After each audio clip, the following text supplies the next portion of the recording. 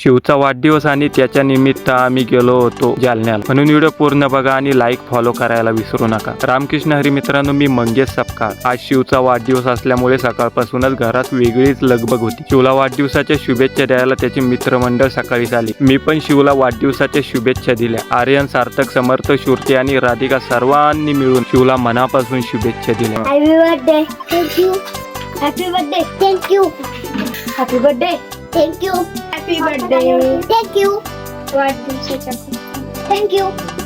आज शिवचा वाढदिवस आहे म्हणून शिवचे 2 शब्द नक्की ऐका। चहा पिऊन घेतला, फ्रेश करला, अजून अंघोळ बाकी आहे, देखो पण राहिला, लगेच बड्डी करायचंय आणि अजून सगळे पोरं येणार, अजून पाया सगळ्याच्या पण नाहीये। मग बड्डेला समाधान आला।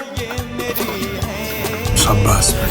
दादा, ताई आणि सर्वजण पुढच्या घरात बसलेले होते आणि आम्हाला जालन्याला निघायची घाई होती। बाहेर आलो तर सगळेच वाटी लावायला आले। शिव गाडीवर बसला, शेतात डॉगीला भाकरी टाकली आणि मग निघालो 1000च्या स्पीडने भोकरदन मध्ये पेट्रोल सुद्धा टाकलं आणि थेट पोहोचलो केदारखेडच्या पुढे असलेल्या निसर्गमय ठिकाणी। दोन्ही बाजूंनी पाणी, हिरवळ आणि मन प्रसन्न होणारं वातावरण। इथे फोटो आणि व्हिडिओ काढले। हा पुढे जो रस्ता दिसतोय ना, तो म्हणजे समृद्धी महामार्ग, मुंबई ते नागपूर। जालना पर्यंत आलो। जालन्यात एक सेल्फी काढली आणि डायरेक्ट पोहोचलो पीर कल्याणला। इथे आम्ही वहिनीच्या पप्पांना भेटायला आलो होतो। त्यांची तब्येत विचारली, बरी आहे का? ते म्हणाले, हो आता ठीक आहे। पण त्यांनी जे सांगितलं ते ऐकून खरंच आश्चर्य वाटलं। वयाच्या 80व्या वर्षी सुद्धा त्यांना कधी मोठे दुखणं आलंच नाही। छोट्या मोठ्या दुखण्याला गोळी घेतली की बरं व्हायचं असं ते सांगत होते आणि वयाच्या 80व्या वर्षी पहिल्यांदा मोठ्या हॉस्पिटलमध्ये गेलो असं ते म्हणाले। आज आपल्या वयातल्या कितीतरी लोकांना, कोणाला पोटदुखी, कोणाला हातपाय दुखणं, कोणाला हृदय विकाराचा झटका, काय आजार निघाले। हे ऐकून खरंच विचार करायला लावणार होत। लल्लू सोबत एक सेल्फी काढली। वहिनी आणि त्यांच्या आईने मस्त भट्टीचा स्वयंपाक केला होता। भूक नव्हती तरी भट्टीचा स्वयंपाक खूप दिवसांनी मिळतोय म्हणून दाबून जेवलो। खूप वेळ झाला होता, संध्याकाळचे 4:30 वाजले होते। थंडीचे दिवस असल्यामुळे अश्विनीला म्हटलं, चल पटकन निघूया, उशीर होईल। शिव असल्यामुळे लवकर निघणं गरजेचं होतं। वहिनी, लल्लू आणि त्यांच्या आई वडिलांना बाय बाय केलं आणि पुन्हा 1000च्या स्पीडने जालन्यात पोहोचलो। जालना आणि राजूरच्या मधोमध रसवंत्या हैबर का राजूरमध्ये गणपती बाप्पांना लांबूनच दर्शन घेतलं। भोकरदनमध्ये ओम साई केक येथे थांबलो। शिवच्या पहिल्या वाढदिवसापासून 4थ्या वाढदिवसापर्यंत मी इथूनच केक आणलेला आहे। केक घेताना हात मागे वळत होते, पण शिवच्या हट्टापुढे केक घ्यावाच लागला, कारण यावर्षी वाढदिवस करायचाच नव्हता। कोणताही सण, कार्यक्रम किंवा वाढदिवस असला की विशाल दादा नेहमी असायचा, म्हणून यंदा वाढदिवस साजरा करायचा नव्हता, कारण काही बिनवळणी लोकांच्या दगापटकामुळे आमचा भाऊ आम्हाला सोडून गेला। अश्विनीचा मोबाईलचा ग्लास फुटलेला होता म्हणून मोबाईलला नवीन ग्लास बसवून घेतला। महाराष्ट्राचे आराध्य देव छत्रपती शिवाजी महाराजांच्या अश्वरुद्ध पुतळ्याजवळ एक सेल्फी काढली आणि थेट पोहोचलो शिवनगरीत जळगाव सपकाळ मध्ये, म्हणजे घरी हो। थंडी खूप होती म्हणून शेकोटी जवळ बसलो। छोटासाच वाढदिवस असल्यामुळे प्रिया, समा यांना घेऊन आलो। आज विशाल दादा असते तर मला यायचं कामच पडलं नसतं। फोन केल्यावर ते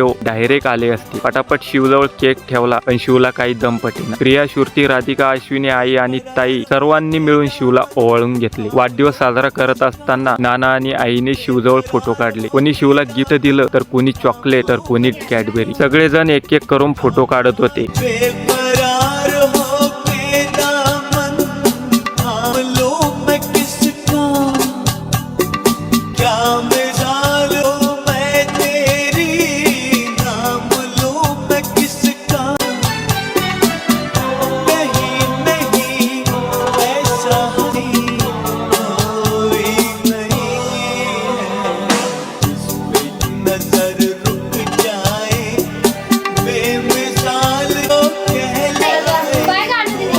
Happy birthday to you.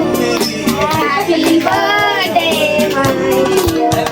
Happy birthday, dear Shivu. Happy birthday to you. गाणं लावायचं द्या.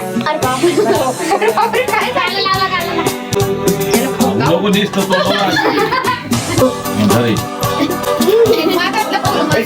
पैसे का हमारे को पाई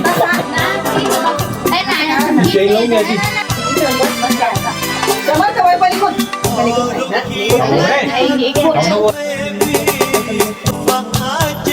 आज शिवनगरी जळगाव सपकाळ ते जालना पीर कल्याण या येण्या जाण्याच्या प्रवासात आणि शिवच्या वाढदिवसात आजचा दिवस खूप काही देऊन गेला। व्हिडिओ आवडला असेल तर लाईक, फॉलो करत जा। तुम्ही करतच नाही म्हणून पटकन करून घ्या। रामकृष्ण हरी।